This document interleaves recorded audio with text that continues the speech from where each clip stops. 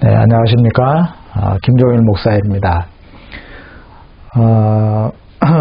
오늘은 이 복음이란 무엇인지에 대해서 말씀을 드리겠습니다. 여러분, 그 복음은 무엇입니까? 이것을 짧게 설명을 하라면 굉장히 힘들 것입니다. 보통 우리가 교회에서 복음 혹은 구원 이런 이야기들을 많이 하고 듣지만은 막상 이것을 어떻게 딱 그 복음의 내용을 전부 포함하는 그런 한두 문장으로 그렇게 설명을 한다는 것은 참 어렵습니다. 어떤 식으로 설명을 하고 나면은 뭐가 빠져 있고 부족하고 이런 점들이 있습니다. 그래서 저는 오늘 이 복음이 도대체 무엇인지 어떻게 하면 우리가 좀 더 쉽게 보다 좀 더 정확하게 설명을 할 수 있는지 이것을 좀 말씀을 드려보려고 합니다. 복음은 쉽게 말해서 구원의 진리입니다. 구원의 진리. 우리가 보통 구원 이야기 많이 하지 않습니까? 구원에 관해서 말씀하고 있는 진리. 이것을 복음이라고 말할 수 있겠습니다. 그렇다면 이제 도대체 구원이 무엇이냐? 이제 이 문제가 질문으로 묻겠죠. 구원이란 도대체 무엇이냐? 이 구원을 여러 가지로 또 표현할 수 있지만은 가장 그래도 정확한 표현은 하나님 나라의 백성이 되어서 사는 것.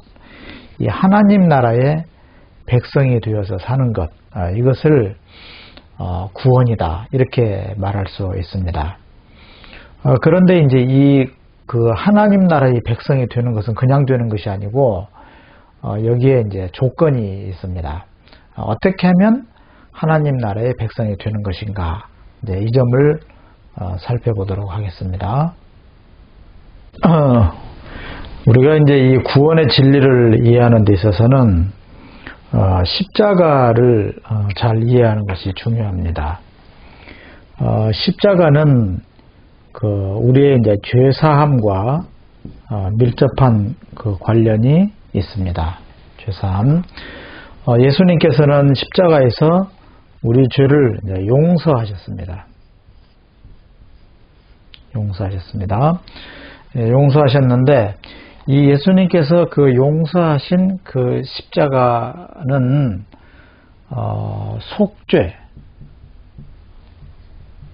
속죄와 속량의 의미를 갖습니다. 속량. 이 말이 좀 비슷해서 헷갈릴 수가 있는데요. 이게 속죄라는 것은 예수님께서 우리 죄를 대신함입니다.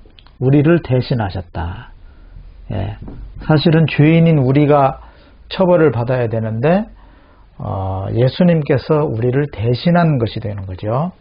그래서 이것을 속죄. 옛날에 구약시대 때 속죄 제사를 지냈는데 양이나 소나 혹은 곡식 제물을 대신 바침으로써 죄를 사함받는 그것을 말하는 것입니다. 그 다음에 이제 속량인데요. 이 속량은 죄의 지배를 받던 그 곳에서 우리 죄인들을 하나님의 지배, 하나님의 지배를 받는 그런 쪽으로 이렇게 데리고 온 그것을 말합니다. 속량. 인지를 구출해낸 이런 뜻도 있는데요. 죄에 사로잡혀 있던 우리 죄인을 하나님의 지배로, 하나님의 품으로 데리고 오는 이러한 그 사건이 속량이라고 설명합니다. 그래서 십자가는 속죄와 속량의 그러한 그 신학적인 그런 의미를 가지고 있습니다. 그런데 이제 여기에서 우리 인간편에서 이 십자가를 대할 때 중요한 것은 회개입니다.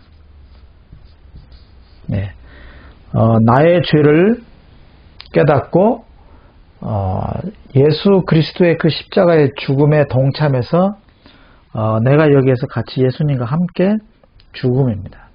예수님의 죽으심에 내가 함께 참여해서 내가 죽는 것을 말하는 것이죠.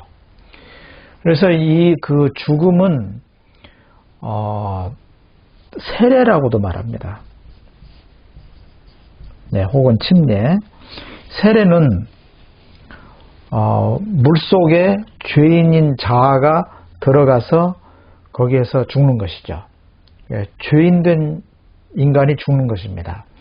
마찬가지로 십자가는 인간이 회개하면서 예수님의 그 죽음에 같이 동참하는, 그래서 바울사도는 내가 그리스도와 함께 십자가에 못 박혔나니 이렇게 말을 하고 있습니다. 그래서 십자가가 왜 우리에게 죄사함을 주느냐 하면 속죄, 속량 혹은 회개, 세례 이런 의미가 있기 때문입니다. 보다 더 근원적으로는 주님께서 우리를 용서하셨기 때문에 우리가 죄사함을 받는 것입니다. 또한 그 십자가는 수치, 죽음 혹은 패배 이런 그 사건이기도 합니다.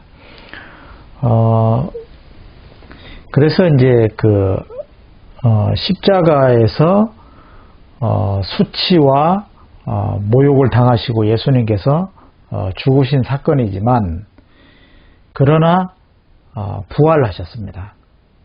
이 부활이 굉장히 이제 중요합니다. 이 부활은 악에 대한 승리입니다. 악에 대한 승리.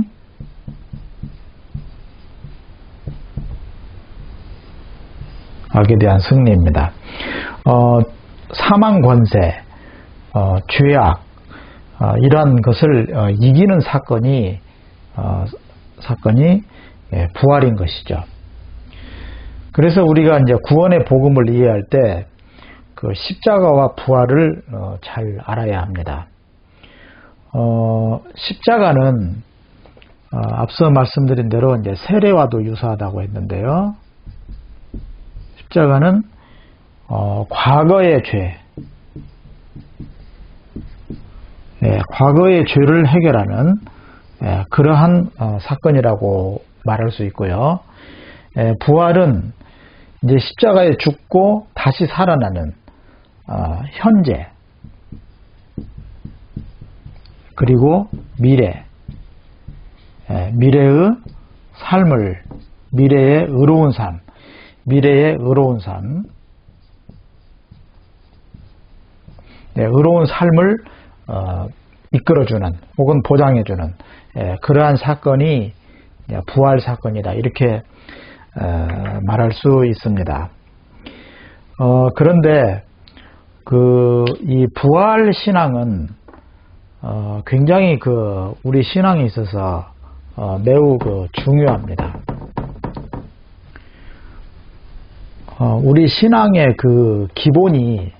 기본이 바로 부활 신앙입니다. 보통 우리는 이 부활 신앙에 대해서 좀 이해를 좀 잘 못하고 있는 경우가 많이 있는데요. 부활 신앙은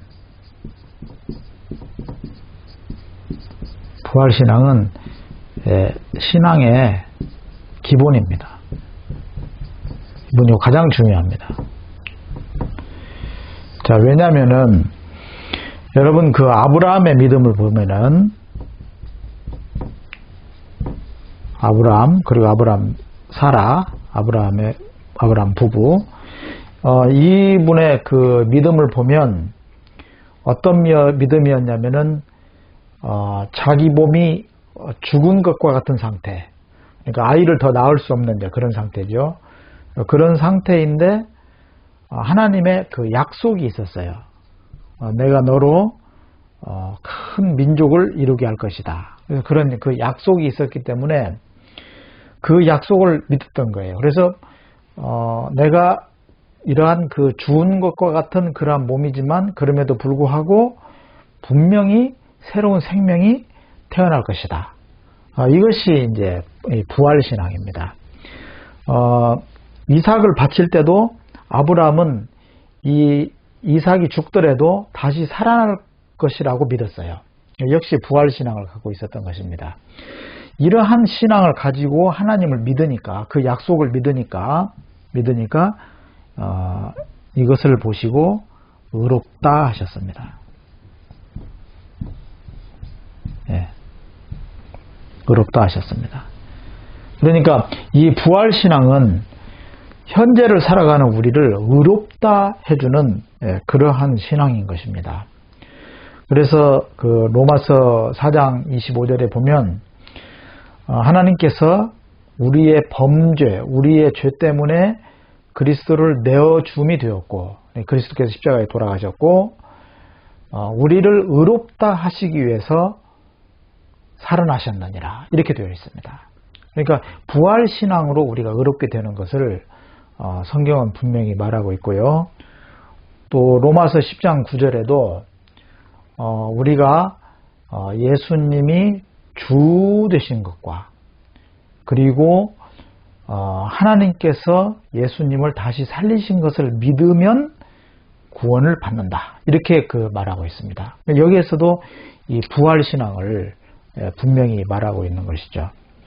그래서 이 부활신앙은 악을 승리하는 거기 때문에, 악에 대한 승리죠.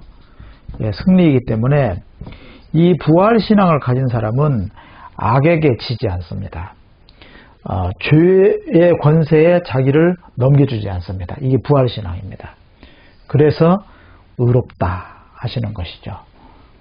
그래서 우리를 의롭다 하는 것은 과거의 죄사함, 세례받음, 이 사건인 십자가와 그리고 다시 살아나서 우리가 죄에게 지지 않고 살아가는 이 부활신앙, 십자가와 부활신앙, 이 두 가지가 어떤 패키지라고 할까요?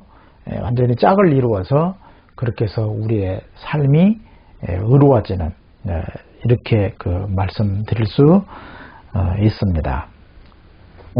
그러면 예수님께서 이제 십자가에 돌아가셨고 또 십자가에 돌아가셨으나 부활하셨습니다. 부활하신 그 예수님을 어떻게 믿냐면 그리스도, 그러니까 이제 구주지요, 구세주, 메시아, 그리스도로 믿고 또 주로 믿는 거예요. 주님, 우리가 주님 하잖아요. 주님, 왕이란 뜻입니다. 왕. 로마 사회, 고대 사회에서 주라고 하는 것은 다른 왕을 인정하지 않고 예수님만 왕으로, 예수님만 주님으로 이렇게 믿는다, 인정한다 하는 그런 뜻입니다. 그래서 그렇게 이제 믿는 거예요. 그렇게 믿음으로 뭐가 되냐면 앞서 말씀드린 대로 하나님 나라의 뭐가 되냐면 백성이 되는 거예요. 하나님 나라의 백성이 됨. 이것이 이제 복음이다, 구원이다, 이렇게 이제 말할 수 있습니다. 근데 요 믿음은 단순한 어떤 지식, 정보, 혹은 그냥 말, 입으로만 말하는 이런 차원하고는 좀 다릅니다. 단순한 요것이 아니라 여기에는 우리의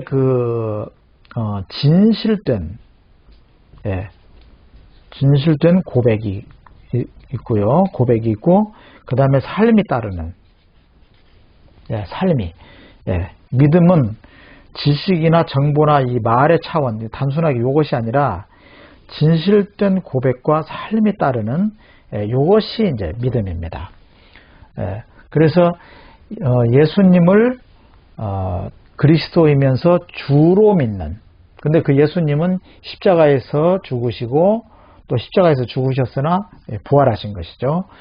그분을 그리스도이며 주로 믿는 이러한 믿음을 가질 때 하나님 나라의 백성이 된다는 것입니다. 하나님 나라의 백성이 되어서 사는 것, 이것이 복음의 가장 중요한 의미가 되겠는데요. 여기에 대해서 좀 더 알아보겠습니다. 이 하나님 나라의 백성이 되어서 사는 것은 어떤 의미가 있냐면, 먼저 이제 하나님의 나라에 대해서 좀 알아본다면, 이 하나님의 나라는 단순하게 죽어서 가는 천당의 개념만을 말하는 것이 아닙니다. 천당 혹은 천국, 이런 개념이 있기는 있습니다. 이것을 부정하지는 않습니다. 그런데 단순하게 죽어서 가는 천당, 이런 개념이 아니라 이 하나님의 나라는 하나님의 통치가 이루어지는 곳입니다. 하나님의 통치.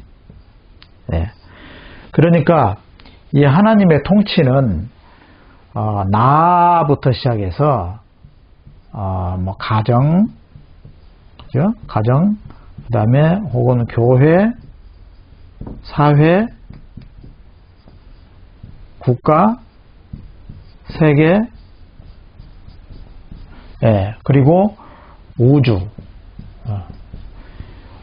온 천하 만물, 이것이 다 하나님의 나라에 속합니다. 근데 그런 모든 것이 하나님의 통치를 받을 때, 하나님의 통치를 받을 때 하나님의 나라가 된다는 것이죠. 또 여기에는 정치, 경제, 사회, 문화, 그다음에 환경, 모든 것이 다 하나님의 나라의 영역입니다.